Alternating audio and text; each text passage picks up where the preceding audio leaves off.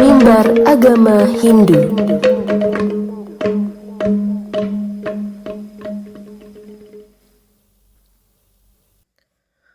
Om Mawigana-mastu Namasidam Om Anubhadra Kertawiyantu Wiswata. Semoga pikiran yang baik datang dari segala penjuru. Om Swastiastu. Assalamualaikum warahmatullahi wabarakatuh. Shalom, Namo Buddhaya, salam kebajikan dan salam sejahtera untuk kita semua. Selamat malam para pendengar setia Radio RRI Pro 1 Palembang dimanapun Anda berada. Semoga kita semua selalu dalam keadaan sehat dan selalu dalam lindungan Ida Sang Yang Widiwasa Tuhan Yang Maha Esa. Pendengar setia Radio RRI Pro 1 Palembang yang berbahagia. Pertama-tama, marilah kita tiada henti-hentinya memanjatkan rasa angayu bahagia, rasa syukur yang mendalam kehadapan kaki Padma, Ida Sang Yang Widiwasa, Tuhan Yang Maha Esa. Atas pancaran sinar sucinya, atas asungkerta waranugrahanya, pada malam hari ini, pada hari yang sakral ini, kita diberikan anugerah terindah berupa kesehatan fisik, kedamaian pikiran, dan ketajaman rohani untuk berkumpul bersama walaupun melalui siaran radio. Kita hadir di sini bukan sekedar menggugurkan kewajiban sebagai makhluk sosial, tetapi melainkan untuk melakoni sebuah perjalanan spiritual bersama, yaitu mendaki tebing pemahaman rohani, mendalami sebuah tema yang melekat erat dalam denyut nadi kehidupan kita sehari-hari, yaitu mendalami hakikat sarana sembahyang. Seringkali di tengah hiruhnya rutinitas beragama, kita terjebak dalam aspek bagaimana melakukan ritual, namun melupakan mengapa kita melakukannya. Kita begitu sibuk menata estetika luar, menganyam janur, memilah warna bunga, membeli dupa yang paling harum, hingga terkadang lupa menata bagian yang paling krusial, yaitu altar batin kita sendiri. Oleh karena itu, umat sedharma, pada malam hari ini, mari kita sisihkan sejenak beban duniawi kita.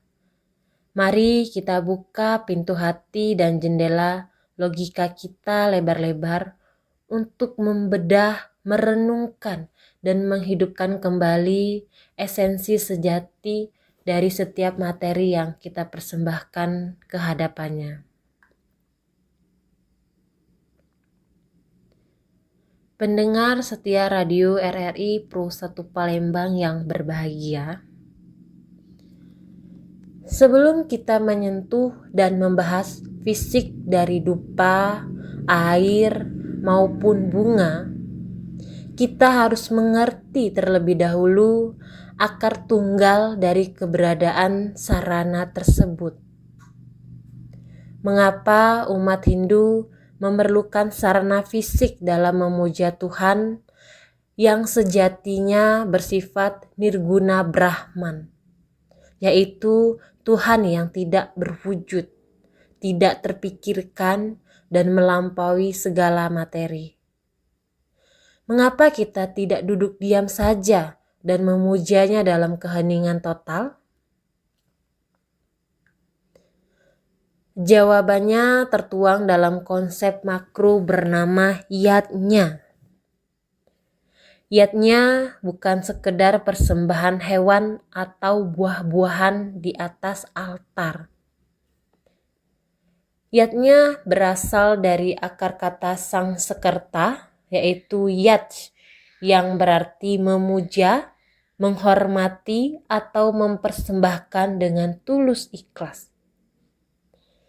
Yatnya adalah hukum kosmis yang menjaga keseimbangan alam semesta, yaitu reta. Dalam kitab suci Bhagavad Gita, bab 3 sloka 10 secara eksplisit menyatakan, pada zaman dahulu Prajapati Tuhan menciptakan manusia melalui yatnya dan bersabda, dengan ini kembangkanlah dirimu dan biarlah ini menjadi sapi perahmu, sumber kemakmuran yang memenuhi segala keinginanmu. Nah, umat sedharma, dari sloka ini adalah deklarasi kosmis bahwa manusia dan yatnya lahir dari rahim yang sama. Kita tidak bisa hidup di alam semesta ini tanpa melakukan persembahan balik. Kehidupan kita diselimuti oleh 3 hutang fundamental yang kita bawa sejak lahir yang disebut Trirena, yang mana terdiri dari Dewa Rena, yaitu hutang hidup kepada Tuhan. Yang kedua yaitu ada Resi Rena, yaitu hutang pengetahuan kepada orang suci. Dan yang ketiga yaitu Pitri Rena atau Pitra Rena, yaitu hutang budi dan raga kepada orang tua serta leluhur kita. Sarana sembahyang yang kita bawa ke pura atau ke sangga setiap hari adalah simbolis atau simbolisasi formal, sebuah representasi fisik dari pembayaran hutang kosmis tersebut. Ketika kita mempersembahkan sesuatu, kita sedang melatih ego untuk berkata, ya Tuhan, alam semesta ini adalah milikmu. Raga ini adalah pinjamanmu. Dan materi yang saya bawa ini pun sejatinya bersumber darimu. Saya hanya mengembalikannya sebagian kecil sebagai tanda tahu berterima kasih. Jadi umat sedharma, sarana sembahyang adalah alat bantu visual dan psikologis bagi jiwa manusia yang masih terikat ruang dan waktu untuk mengekspresikan rasa baktinya yang tak berwujud. Pendengar setia Radio RRI Pro 1 Palembang yang berbahagia, mari kita membedah anatomi dari sarana sembahyang kita. Dalam teologi Hindu, alam semesta makrokosmos atau buana agung dibentuk oleh 5 elemen dasar yang suci yang kita kenal dengan istilah Panca Maha Bhuta, yang mana terdiri dari apa, yaitu zat cair, teja, api atau panas, bayu, angin atau udara, akasa yaitu ruang atau ether, dan partiwi yaitu zat padat. Ketika kita bersembahyang, kita menyatukan diri dengan alam semesta. Oleh karena itu, sarana yang kita bawa pun harus merepresentasikan kelima elemen kosmis ini. Nah, umat Dharma, mari kita ulas 3 sarana utama yang mutlak ada yang sering disebut sebagai simbolisme penyucian elemental. Yang pertama yaitu ada dupa, simbol elemen teja atau api dan akasa. Dupa, dupa yang menyala menghasilkan dua hal, yaitu api yang membakar di ujungnya dan asap harum yang membubung tinggi ke angkasa. Api dupa adalah manifestasi dari Dewa Agni. Fungsi dari api adalah sebagai pembersih, yaitu pariwitra, dari segala kekotoran gaib dan pencemaran pikiran, yaitu buta kala. Sementara itu, asap dupa yang bergerak konsisten ke atas melambangkan arah pikiran kita. Kemanapun angin berhembus, asap dupa selalu berujung mencari jalan menuju langit. Bukan begitu nggak Umat Sedharma? Ini adalah pesan spiritual bagi kita. Di tengah badai cobaan hidup yang mengombang-ambingkan fisik kita, arah pikiran, idealisme, dan kesadaran rohani kita harus tetap lurus ke atas, yaitu menuju ide Sang Yang Widiwasa. Yang kedua yaitu bunga, simbol elemen pertiwi atau zat padat dan lambang kedamaian. Bunga atau puspa adalah puncak keindahan dari kerajaan tumbuh-tumbuhan. Mengapa harus bunga, Umat Sedharma? Bunga adalah simbol hati yang mekar, ketulusan, dan kesucian. Warna-warna bunga melambangkan arah mata angin spiritual, yaitu Dewata Nawa Sanga. Seperti bunga putih melambangkan kesucian Dewa Iswara di timur, bunga merah melambangkan ketegasan Dewa Brahma, yaitu di selatan, bunga kuning melambangkan kebijaksanaan Dewa Mahadewa di barat, dan bunga hitam atau biru melambangkan perlindungan Dewa Wisnu, yaitu di utara. Saat kita menjepit bunga di ujung jari saat kramaning sembah, itu berarti kita sedang mengumpulkan seluruh energi alam semesta dan mengondisikan batin kita agar seindah, selembut, dan seharum bunga tersebut.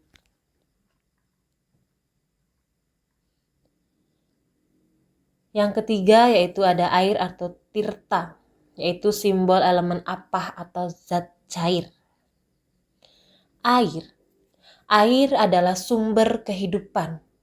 Tanpa air, fisik kita mati. Tanpa air suci atau tirta, ritual kita kehilangan dayanya. Air melambangkan gangga suci yang turun dari langit untuk membasuhi dosa-dosa manusia. Secara psikologis, air memiliki sifat menyejukkan.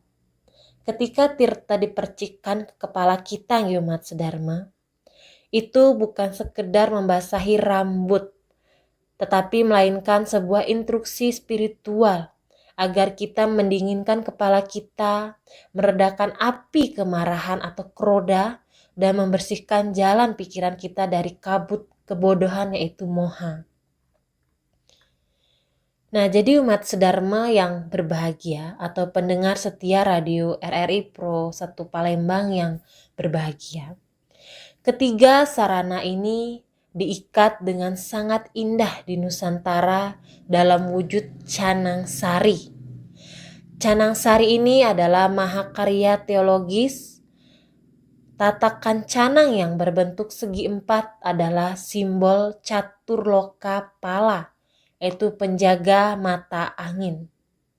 Di dalamnya terdapat porosan yang terbuat dari sirih, jambe, dan kapur. 3 warna dasar yaitu merah, hijau atau hitam, dan putih yang melambangkan Trimurti, Brahma, Wisnu, dan Siwa.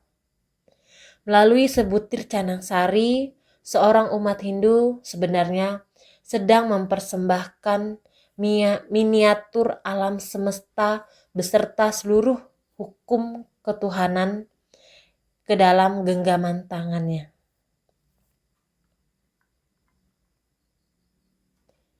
Pendengar setia Radio RRI Pro 1 Palembang yang berbahagia, kini kita sampai pada bagian yang membutuhkan kejujuran nurani kita bersama, yaitu mari kita tengok realitas di sekitar kita hari ini. Apa yang terjadi dengan sarana sembahyang kita di era modern ini?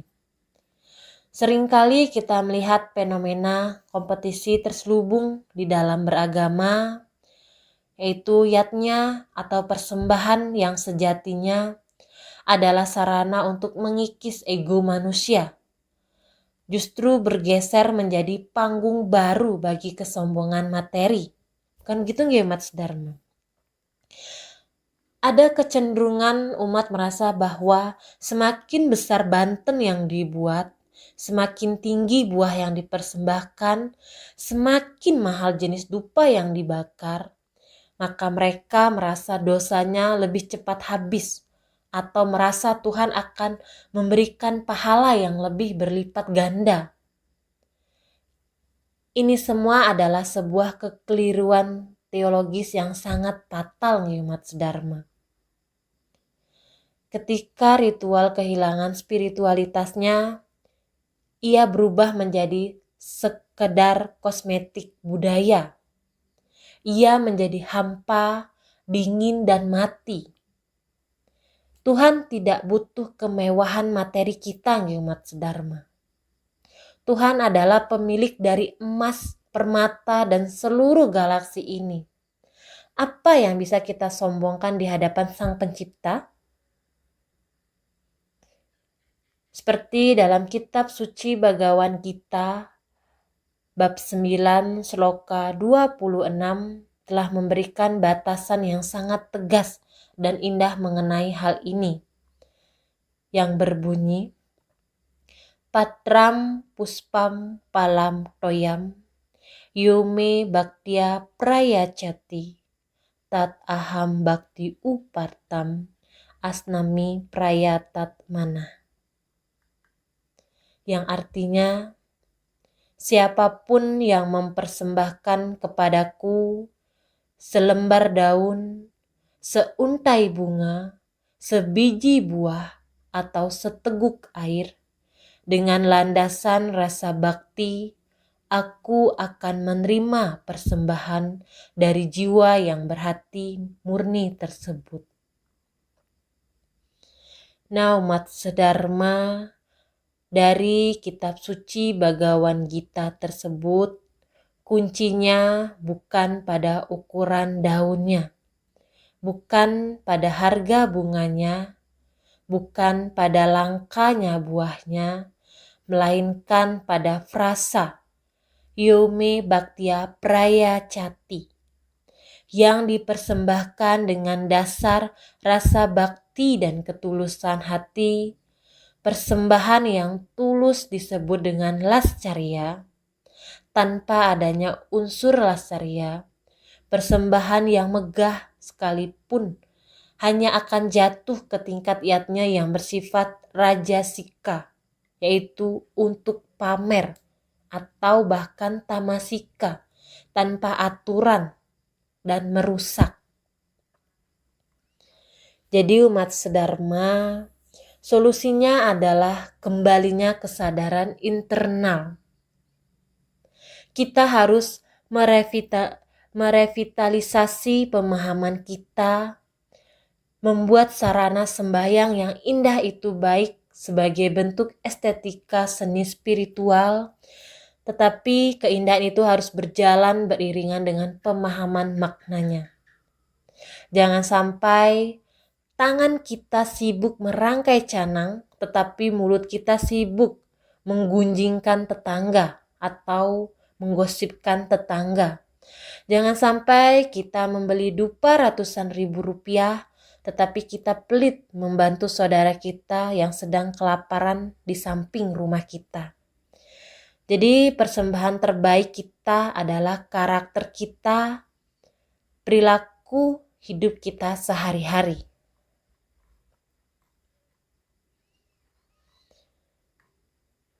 Pendengar setia Radio RRI Pro 1 Palembang yang berbahagia, sebagai simpul penutup dari kebersamaan kita pada malam hari ini, pada malam yang sangat berharga ini, marilah kita camkan sebuah kebenaran abadi. Bunga yang kita bawa ke pura hari ini, besok akan layu dan mengering. Dupa yang kita nyalakan beberapa saat lagi akan habis terbakar menjadi abu. Air yang kita percikkan akan menguap, hilang dari pandangan raga. Namun, getaran kesucian, ketulusan rasa bakti, dan transformasi karakter yang lahir dari pendalaman hakikat sarana sembahyang tersebut akan tetap hidup abadi di dalam sanubari kita. Dan tentunya akan memancar kuat, mewarnai lingkungan sekitar kita dan tercatat dalam lembaran karma baik kita. Jadilah umat Hindu yang cerdas secara ritual, satyam, anggun secara seni budaya, sivam, dan luhur secara perilaku spiritual, sundaram. Jangan biarkan persembahan kita berhenti di atas altar kayu atau batu, melainkan transformasikan ia menjadi pelayanan nyata kepada manusia, manawa sewa madawa sewa. Melayani manusia adalah bentuk nyata melalui Tuhan. Atau melayani manusia adalah bentuk nyata melayani Tuhan. Saya selaku manusia biasa yang tidak luput dari tempatnya salah dan hilap, memohon maaf yang sebesar-besarnya dari lubuk hati yang paling dalam apabila selama penyampaian mimbar agama ini ada untayan kata yang kurang berkenan, ada analogi yang menyinggung perasaan, atau ada kekeliruan dalam pelafalan sloka suci. Kesempurnaan hanyalah milik Ida Sang Yang Widiwasa atau Tuhan Yang Maha Esa, dan segala kekurangan adalah batasan saya sebagai hambanya. Mari kita akhiri mimbar agama Hindu yang penuh rasa kekeluargaan ini dengan mencangkupkan kedua telapak tangan di depan dada, menyatukan vibrasi kedamaian kita, dan mengumandangkan doa kedamaian agung yang tutup dengan salam Parama Santi. Om Santi, Santi, Santi, Om. Semoga damai di hati, damai di dunia, damai senantiasa bersama kita selamanya. Swaha. Matur suksema, terima kasih. Mimbar Agama Hindu.